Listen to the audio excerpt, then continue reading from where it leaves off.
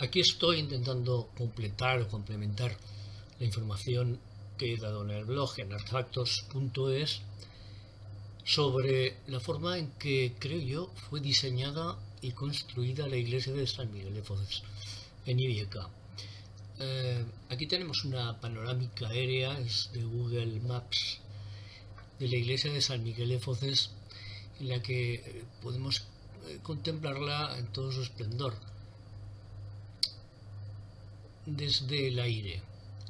Lo que llama la atención es, bueno, a mí, que soy de un lugar cercano, pues me llama la atención, entre otras cosas, que veo algo que también me interesa mucho, que está entre mi pueblo, que es Liesa, y Vieca, y es el Camino Real. Se da la circunstancia desde luego que no es fortuita, de que Foces fue ubicada al lado de este Camino Real. ¿Por qué? Pues porque seguramente tenía una importancia muy señalada en el momento en que se construyó, que por cierto fue en 10 años, se hizo en 10 años. La verdad es una obra enorme, pero en fin, no tiene las dimensiones de otras catedrales o de otros edificios de la época. Fue construida entre los años 1249 y 1259. Las proporciones es una de las cosas que primero llaman la atención. Unas proporciones que pues son muy, como diría, llamativas, muy armónicas. Si nosotros nos fijamos desde el aire en esta panorámica de Google, podemos observar que la edificación tiene planta de cruz latina y tiene un transepto bastante amplio, bastante grande, con dos brazos muy cortos, eso sí, casi sería una cruz simétrica en todas las direcciones, si no fuera porque los ábsides rompen esa simetría. Como podéis ver, bueno, pues tiene un crucero perfectamente cuadrado, que es una de las primeras cosas que llaman la atención, un gran ábside en la cabecera y luego dos ábsides pequeños laterales que también pues están en armonía total y absoluta con el resto de la edificación. Sabemos que fue construido por gente que provenía seguramente de todos los ámbitos penínsulas, pero sobre todo del Reino de Aragón, Valencia, seguramente Zaragoza, Huesca, y el arquitecto, pues evidentemente no sabemos quién pudo ser, pero como, a ver, los Foces tenían intereses en Valencia y seguramente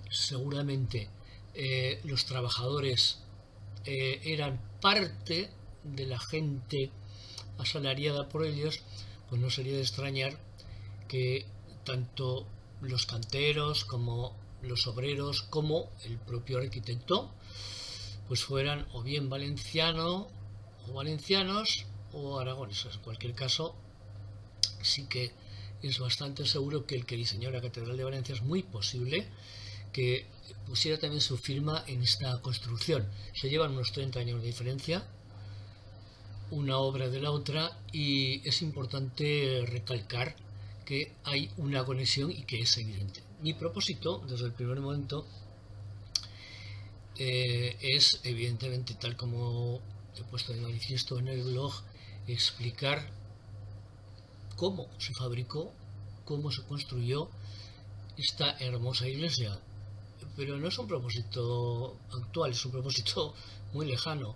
Desde que era crío me llamó la atención y me gustaba pensar que fueron gentes evidentemente fuera de serie los que lo hicieron, porque me pareció una obra increíble ya de niño. Y lo primero que me fijé fue evidentemente a la hora de intentar desentrañar cómo está pensada esta obra, fue en que tenía un gran cuadrado que parecía central a toda la obra.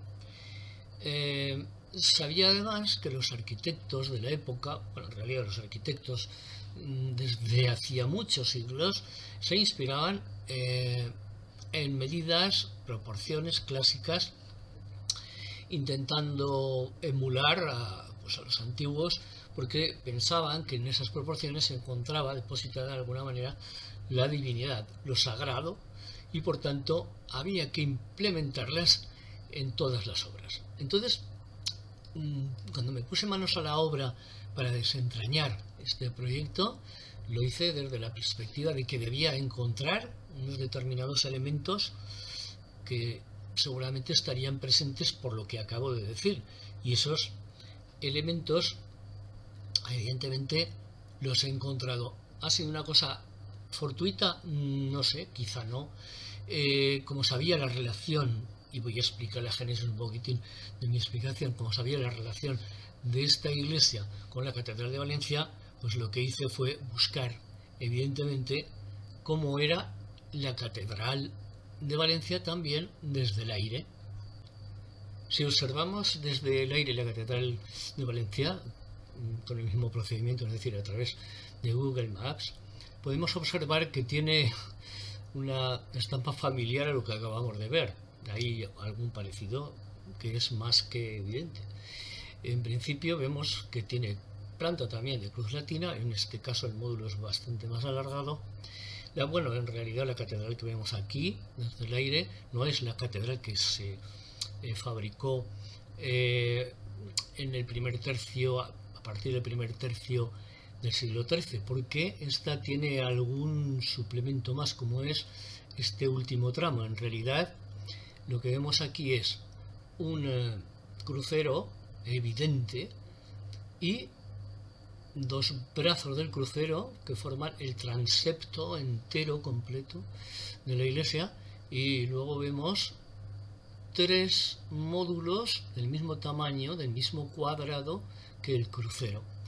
Esto da una familiaridad con lo que acabamos de ver y me inspiró para intentar descifrar cómo fue diseñada y construida y qué elementos poseía. En realidad este es un hecho fundamental que me sirvió de base. Para entender en fundamento cuáles son esos elementos constitutivos de la mayor parte de las construcciones medievales, también de muchas de las construcciones clásicas y también de las modernas, por supuesto, pues hay que acudir, y no me voy a extender mucho en esto porque no quiero ampliar el aparato matemático más allá de lo estrictamente necesario.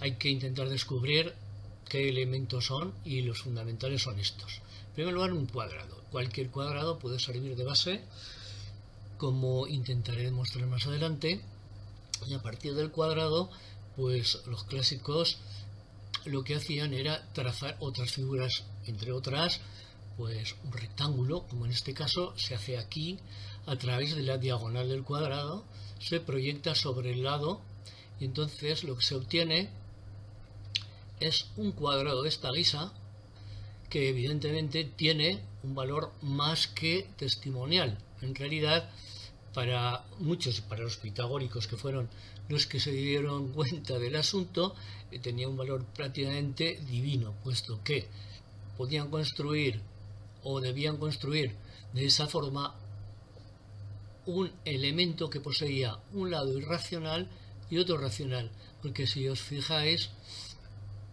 en el cuadrado del lado 1, este otro lado que sirve la diagonal, el lado CE, que es igual a la diagonal, equivale a raíz de 2. Por tanto, el rectángulo que se construye tiene un lado que sería la unidad y otro raíz de 2. En cualquier caso, cualquier otro rectángulo que se fabrique con cualquier cuadrado de partida será un rectángulo de este tipo, es decir, un rectángulo con este formato y con esta proporción.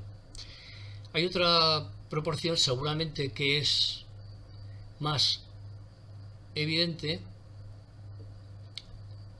que se trata del número de oro. Vamos a echar un vistazo. En este caso, el cuadrado de partida, cualquier cuadrado vale, el cuadrado de partida mide 2 unidades, se divide por la mitad y se traza una diagonal que va de la mitad del lado a uno de sus vértices, y se proyecta esa diagonal o semidiagonal en el semicuadrado sobre el lado correspondiente de donde se ha partido. Con lo cual se construye un nuevo elemento, un rectángulo que posee unas proporciones que también lo hacen idóneo desde la época clásica hasta nuestros días para la arquitectura. No solamente eso, sino que evidentemente tiene un valor añadido, puesto que esta forma de construir a partir del cuadrado, pues es como lo hace la naturaleza en según qué ámbitos, y incluso, bueno, pues más allá de la naturaleza, el ser humano seguramente será una de las proporciones o de las relaciones que más ha utilizado.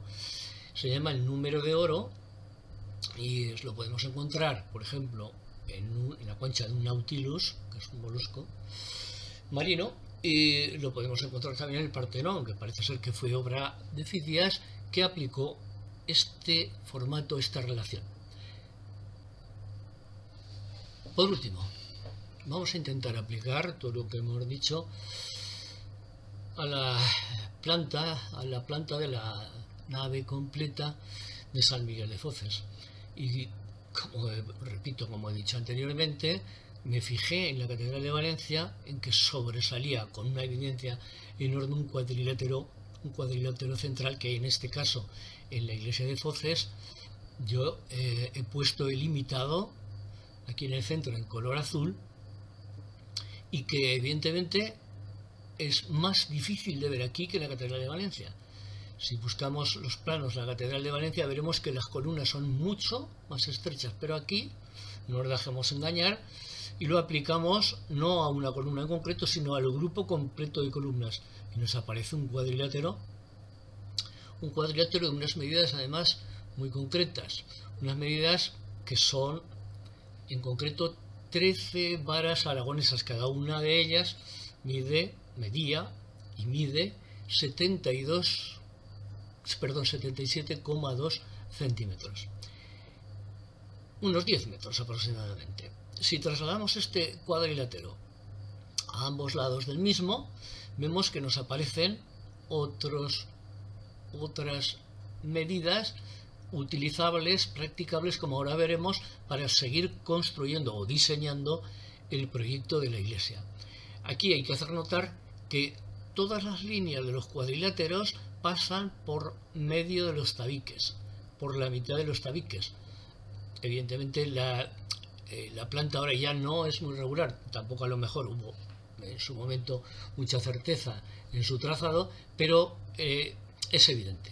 Cualquiera me dirá, si yo le digo que la longitud en realidad, pues bueno, son 3 cuadrados de esa medida, es decir, 39 varas aragonesas, me dirá que parece que no coincida, pero es evidente que, si me lo permitéis, si movemos los 3, no lo voy a hacer, pero si movemos los 3 cuadriláteros hacia la izquierda, se ajustaría a las medidas concretas que tiene la iglesia. Bien, ¿qué es lo que hicieron en el diseño y también seguramente en la construcción a continuación? Pues buscaron a ver hasta dónde debían llegar las naves del transepto. El transepto es todo este rectángulo que se cruza con los 3 cuadrados. Y lo hicieron pues de una forma bastante sencilla y elegante. Trazaron desde el lado medio del cuadrado un arco hasta que se unía con la perpendicular del lado del cuadrado, para señalar cuál sería el nuevo grupo de columnas tanto a un lado como al otro. A partir de ahí trazaron un cuadrado que pasaba por medio de lo que serían los tabiques. Un cuadrado que, como veis, intercepta el arco en la perpendicular de los cuadrados anteriores. Bien,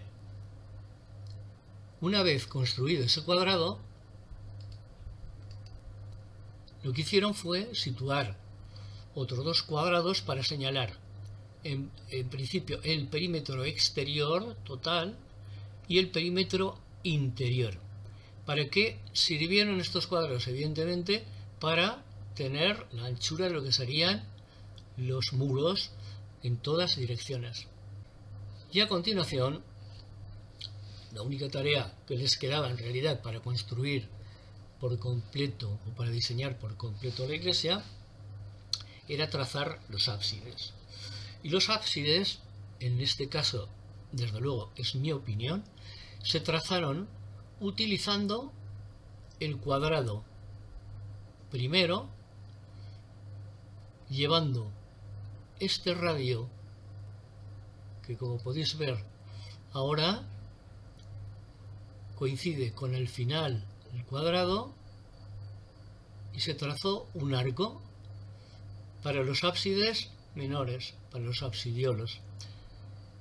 Respecto al arco del ábside mayor, el cuadrado que sirvió fue el cuadrado externo, desde el punto medio de su intercepción, con evidentemente el punto medio de la nave, una línea imaginaria que pasara longitudinalmente por medio de la nave, se trazó con el radio que va al cuadrado otro arco. A partir de aquí se trazó el perímetro de toda la obra, incluidos los contrafuertes. En fin, esta sería una imagen final de cómo creo yo que se construyó la iglesia de Foces. Evidentemente no tengo pruebas, evidentemente hay otros estudios, seguramente mejores que el mío, más documentados y por gente con más experiencia.